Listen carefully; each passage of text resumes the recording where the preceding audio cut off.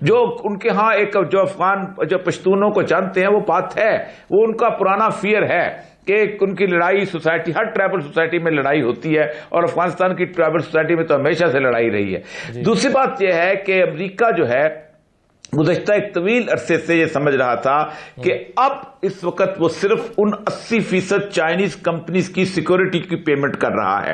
اور ایک اور چیز، سب سے امپورٹنٹ چیز ہے، میں تو رپورٹ پڑھ کے حیران رہ گیا کہ جو ٹرمپ کی جو پارٹی کی نے اس کو پیش کی تھی کہ ایک سائزبل نمبر آف ووٹس جو ہے وہ ان لوگوں کے ہیں کہ جو امریکہ کے وہ ویٹرنز جو وہاں واپس پہنچے ہیں، جن میں سے 4.5 لاکھ جو ہیں وہ پوسٹ ٹرامیٹک سٹریس سنڈروم کے شکار ہیں، جن میں سے 22% ایوری ڈے خودکشی کر رہے ہیں۔ ان کی فیملی سمجھتے ہیں کہ ہم ایک ان اینڈنگ وار کے اندر داخل ہو چکے ہوئے ہیں اور اس سے نکلنا چاہیے۔ اسی کی امید میں انہوں نے اوباما کو ووٹ دیے، پھر دوبارہ اوباما کو ووٹ دیے، اوباما ان کا مسئلہ حل نہیں کر سکا۔ ابھی جو ہے صورتحال یہ ہے کہ اگلے الیکشن کے اندر وہ ٹرمپ سے بہت امیدیں لگا رکھے تھے، وہ کر لے گا اور اسے نکلنا بھی چاہتا۔ اس وقت کوئی اور راستہ نہیں، وہ ویتنام والی کیفیت ہے کہ اگر ویتنام سے وہ جو نہ نکلتا نکسن تو اس وقت صورتحال یہ تھی کہ امریکہ کے اندر کسی بندے کو اس نعرے کے علاوہ جیت نہیں مل سکتی تھی کہ امریکہ سے نکلو۔ یہی کیفیت یہاں پر ہو چکی ہوئی ہے۔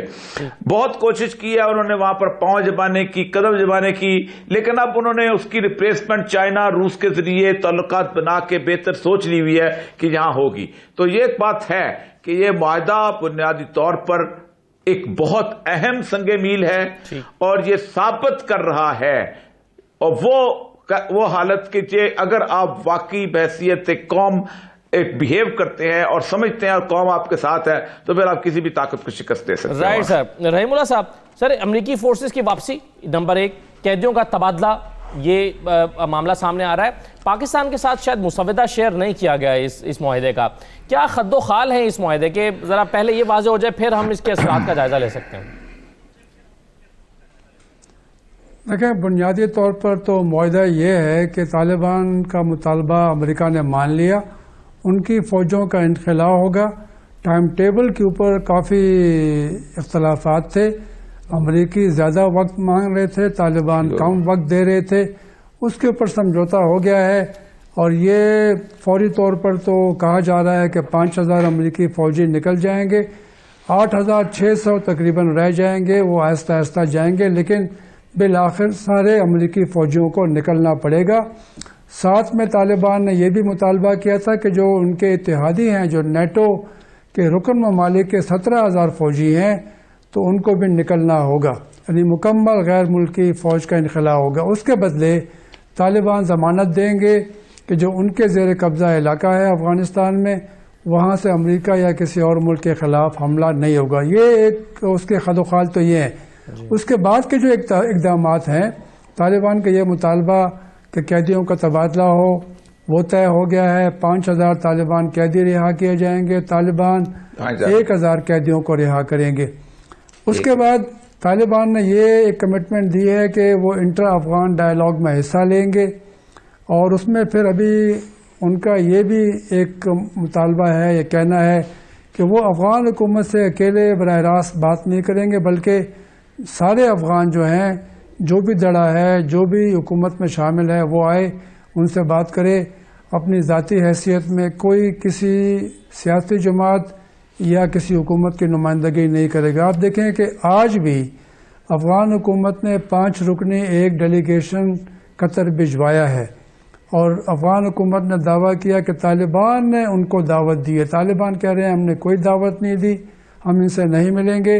تو یہ ابھی تک چپکلش چل رہی ہے کہ براہ راست مذاکرات کے لیے طالبان تیار نہیں ہے، لیکن وہ انٹر افغان ڈائیلاگ کے لیے تیار ہے، جو پہلے بھی قطر میں ہو چکے ہیں۔ اس میں 3 افغان حکومت کے نمائندے آئے تھے اور بات چیت میں حصہ لیا تھا۔ اس کے بعد جو معاملات طے ہونے ہیں وہ تو ظاہر ہے انٹر افغان ڈائیلاگ میں طے ہوں گے۔ افغانستان کا مستقبل، اس کے آئین میں ترامیم اور وہاں پہ کیا نظام ہوگا، اس کے بارے میں تو بات چیت ہوگی۔ یہ چیزیں طے نہیں ہوئی ابھی، اور پھر کیا عبوری حکومت بنے گی یا انتخابات کا کیا مستقبل ہوگا جو ہو چکے ہیں 5-6 مہینے پہلے اور جس کے نتائج کو نہیں مانا جا رہا۔ تو میرے خیال میں یہ سارے جو ایشوز ہیں اس کو تو ڈسکس کیا جائے گا. پاکستان سے مسودہ شیئر نہیں کیا گیا, پاکستان نے یہ کہا ہے جی, تو میرے خیال میں شاید اور بھی کئی ملکوں سے یہ شیئر نہیں کیا گیا. ہاں بالکل صحیح ہے. لیکن یہ جو اب انٹرا افغان ڈائلاگ ہے, اس میں رستم شاہ محمد صاحب مسئلہ یہ ہے کہ اب ایک تو 27 تاریخ کو ہونی تھی سیریمنی وہاں پر ووٹ ٹیکنگ اشرف غنی صاحب کی, وہ پھر 9 مارچ تک کے لیے ملتوی کی گئی ہے. لیکن اگر یہ معاہدہ ہوتا ہے اور اس میں انٹرا افغان ڈائلاگ جو ہے وہاں پر جا کے معاملات کو طے ہونا ہے, تو اس کا مطلب یہ ہے کہ پھر تو اس کے بعد حکومت سازی کے معاملات طے پائیں گے نا. یہ حکومت کیسے فارم ہو جائے گی پھر؟ وہ یہ تو پھر مزید التوا میں چلی جائے گی. پہلے یہ ڈائلاگ ہوں گے, فارمولا بنے گا کہ کس آئین کے تحت جائیں, کیا فارمولا ہو, افغانستان کا کیا, اس کا طالبان کا کیا شیئر ہوگا. تو آپ کو یہ 9 تاریخ کو یہ اشرف غنی صاحب کی حکومت بنتی ہوئی نظر آتی ہے؟ دیکھیے, اشرف غنی صاحب کی حکومت کو تو شاید جانا ہی ہوگا. اس کی وجوہات ہیں. ایک وجہ تو یہ ہے کہ ان کا مینڈیٹ اب ڈسپیوٹڈ ہو گیا ہے. اب وہ اس اتھارٹی سے بات نہیں کر سکتے جو کہ 15 دن پہلے وہ کر سکتے تھے, کیونکہ اب ان کے وکٹری کو چیلنج کیا جا رہا ہے. عبداللہ نے اپنی حکومت بنائی ہے, 3 صوبوں کے اس نے گورنر بھی مقرر کر دیے ہیں, اور وہ لوہے جرگہ بلانے کی تیاری بھی وہ کر رہے ہیں.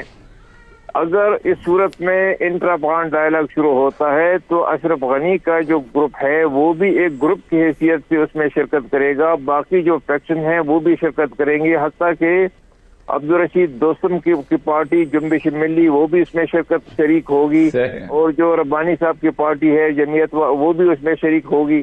تو یہ سارے لوگ اس میں ضرور شریک ہوں گے. لیکن طالبان کا موقف یہ ہے کہ جو بھی حکومت بنے گی اس میں وہ ایک ڈومیننٹ پارٹنر ہوں گے. وہ کہتے ہیں کہ ہم ایک ملٹی ایتھنک براڈ بیس حکومت کو ضرور بنائیں گے جس میں سارے فیکشنز کو, گروپس کو نمائندگی دی جائے گی, لیکن ان کی ڈومینیشن ہوگی, ان کو وہ سربراہی وہ کریں گے. اب یہ بات حکومت کو تسلیم ہوتی ہے, وہ حکومت یہ بات تسلیم کرے گی نہیں کرے گی, کتنا امریکن پریشر وہ ڈالیں گے اشرف غنی کی حکومت پہ کہ وہ جو ہے لائن پر آ جائیں اور طالبان کی جو وہ ہے ان کو تسلیم کر لیں. آیا لوہے جرگہ بلانے کا کوئی بندوبست ہوگا کہ نہیں ہوگا؟ آیا افغانستان کی دستور میں کوئی ترمیم ہوگی لوہے جرگہ کے ذریعے کہ نہیں ہوگی؟ تو اصلی بات چیت اس کے بعد شروع ہوگی. معاملہ کمپلیکس بھی ہے, ڈیفیکلٹ بھی ہے, چیلنجز بہت زیادہ ہیں. لیکن ایک بات ضرور ہے, وہ یہ کہ طالبان کو بھی یہ معلوم ہے کہ لوگ جنگ سے تنگ آ چکے ہیں. لوگ چاہتے ہیں کہ ہر قیمت پہ جو بھی ہو کوئی ایسا فیکشن گروپ آ جائے کوئی جو امن ڈیلیور کر سکے. اور جو ریجنل کنٹریز ہیں جس میں چائنا, روس اور ایران بھی شامل ہیں, وہ بھی کہتے ہیں کہ کوئی ایسی حکومت آ جائے تو داعش کو بھی ختم کرے اور ترکستان اسلامک موومنٹ کو بھی ختم کرے تاکہ ان کی سرحدیں جو ہیں وہ بھی محفوظ ہوں. یہی وجہ ہے کہ یہ 3 ممالک طالبان کے ساتھ اب قریبی تعلقات رکھے ہوئے ہیں. تو طالبان کی پوزیشن اس طرح سے اور بھی ذرا بہت اچھی ہو جاتی ہے, کیونکہ ریجن ممالک بھی چاہتے ہیں کہ ایسی حکومت ہو جس میں طالبان ہو تاکہ وہ جو انسرجنسی ہے اس کو ختم کیا جا سکے. امریکہ بھی اب یہ بات ماننے لگا ہے, کیونکہ جو حقانی صاحب نے جو بیان دیا تھا نیو یارک ٹائمز میں, اس میں انہوں نے یہ کہا تھا کہ ہم حکومت بنانے کے بعد امریکہ سے قریب ترین تعلقات رکھیں گے. تو اب کچھ ماحول بدلتا جا رہا ہے, لیکن اس میں جو چیلنجز میں نے گنوائی ہیں وہی چیلنجز ہیں, ان کو اوور کم کرنا ہے. لیکن میرا اپنا یہ خیال ہے کہ جب یہ طالبان اور باقی فیکشن مل کر بیٹھیں گے اور افغانستان کی صورتحال کو یہ ڈسکس کریں گے تو جو افغان عوام کی خواہشات ہیں, جو ان کی ایسپریشن ہے, جو امن کے لیے ان کی وہ جو کوششیں ہیں, ان کو ضرور یہ خاطر میں لائیں گے اور وہ ایک ڈرائیونگ فورس ہوگا ان کو آگے لے جانے کے لیے اور ایک کنسنسس اسٹیبلش کرنے کے لیے. جو بڑی امپورٹنٹ آپ نے بات کی شاہد صاحب, وہ یہ کہ یہ جب انٹرا افغان ڈائلاگ ہوگا اس میں طالبان کی خواہش ہے کہ وہ ایک ڈومیننٹ فیکٹر کے طور پہ جو ہے وہ اس حکومت کا حصہ ہوں, اس کا کوئی بھی فارمولا طے پائے.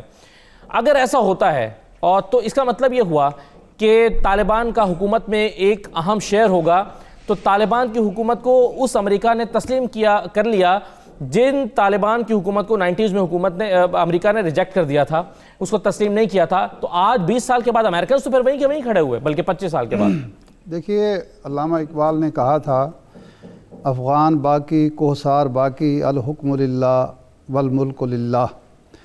دیکھیں کوئی شخص یہ سوچ نہیں سکتا تھا 20 سال پہلے 19 سال پہلے کہ ایک وقت ایسا بھی آئے گا جو 2 واقعات پہلے ہو چکے تھے پچھلی صدی میں، کہ پہلے جو برطانوی سپر پاور شکست خوردہ حالت میں وہاں سے نکلی، پھر سوویت یونین شکست کھا کے وہاں سے نکلی، اب امریکہ جس کے پیچھے 45 ملکوں کی فوج ہے اور پوری دنیا کی حمایت حاصل ہے، وہ بھی اسی عالم میں وہاں سے نکلیں گے کہ وہ ان طالبان کے ساتھ معاہدے پر دستخط کریں گے جس کی حکومت کو جس نے 80% 90% علاقے پر قبضہ بھی کر لیا تھا، تسلیم کرنے سے انکار کیا تھا، اب وہ اس گوریلا گروپ کو وہ ایک طاقت تسلیم کر رہے ہیں اور طاقت ان کی شرائط پر ایک معاہدہ ہو رہا ہے۔ 2-3 چیزیں ہوئی ہیں اس سال میں۔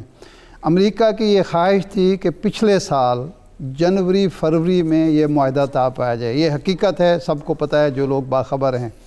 بلکہ آپ کو یاد ہوگا کہ پچھلے سال جنوری میں جناب ٹرمپ کا جو خطاب ہوتا ہے وہ اپنے پارلیمنٹ کے ساتھ، وہ 2 دفعہ ملتوی ہوا، کیونکہ جو ڈیپ سٹیٹ تھی اس کو ڈر یہ تھا کہ ٹرمپ یک طرفہ وہاں سے انخلا کا اعلان کر سکتے ہیں۔ پھر پاکستان سے، یہ میں بھیک کا لفظ استعمال کر رہا ہوں، بھیک مانگی گئی، جس کو کہا جاتا تھا کہ جی یہ دہشت گردی کا گڑھ ہے، اور یہ بھیک مانگی گئی کہ ہمیں 15 دن کا، کم از کم 15 دن کا سیز فائر لے کر دیں طالبان سے، تاکہ ہم نیٹو کو منہ دکھا سکیں، ورنہ نیٹو کہے گا کہ آپ نے معاہدہ کر لیا اور ہم سے پوچھا نہیں، اور کس بیس پر کہ آپ سیز فائر بھی نہیں کرا سکے، ہمارے فوجیوں کو خطرے میں ڈال دیا۔ طالبان وہ بھی نہیں مانے۔ اور تیسری چیز جو تھی وہ طالبان کی خواہش بھی تھی اور شاید ہماری بھی خواہش تھی، میں کھل کر بات نہیں کر سکتا، کہ یہ معاہدہ جو ہے جب پرائمریز امریکہ میں شروع ہو جائیں، الیکشن پروسیس شروع ہو جائے، اس وقت ہو، اس سے پہلے نہ ہو۔ طاقتور ٹرمپ کی بجائے ایک لیم ڈک پریزیڈنٹ جو امریکہ کا ہے وہ معاہدے پر دستخط کرے، تاکہ دوبارہ اس سے پیچھے ہٹنے کی جو ہے امریکہ کے پاس اور ٹرمپ کے پاس کوئی وہ نہ ہو، چانس نہ ہو، گنجائش موجود نہ ہو۔